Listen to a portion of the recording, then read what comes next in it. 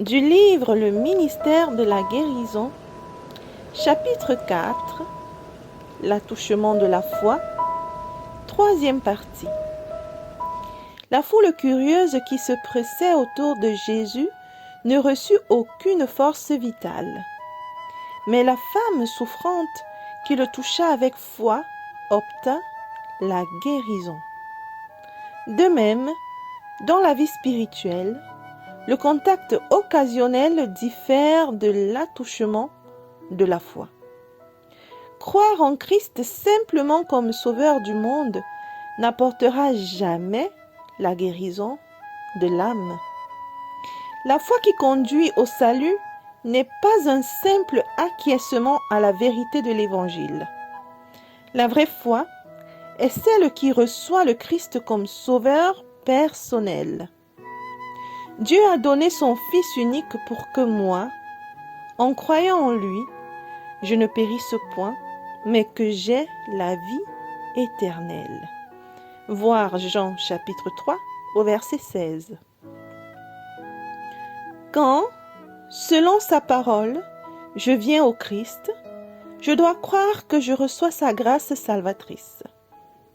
La vie que je mène maintenant, je dois la vivre dans la foi au Fils de Dieu qui m'a aimé et qui s'est livré lui-même pour moi. Galates chapitre 2 verset 20. Beaucoup tiennent la foi pour une opinion. La foi salvatrice est une transaction par laquelle ceux qui acceptent le Christ se lient eux-mêmes par une alliance avec Dieu. Une foi vivante signifie une vigueur croissante, un espoir confiant par lesquels, au moyen de la grâce du Christ, l'âme devient une puissance conquérante. La foi est un conquérant plus puissant que la mort.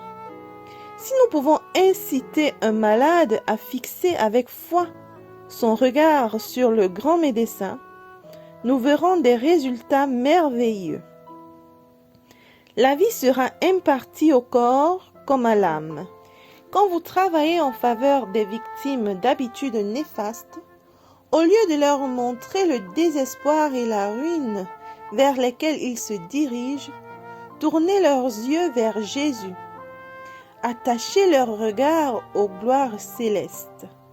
Cela aura un meilleur effet pour le salut du corps et de l'âme que de rappeler sans cesse aux faibles et aux sans-espoir en apparence toutes les terreurs de la tombe.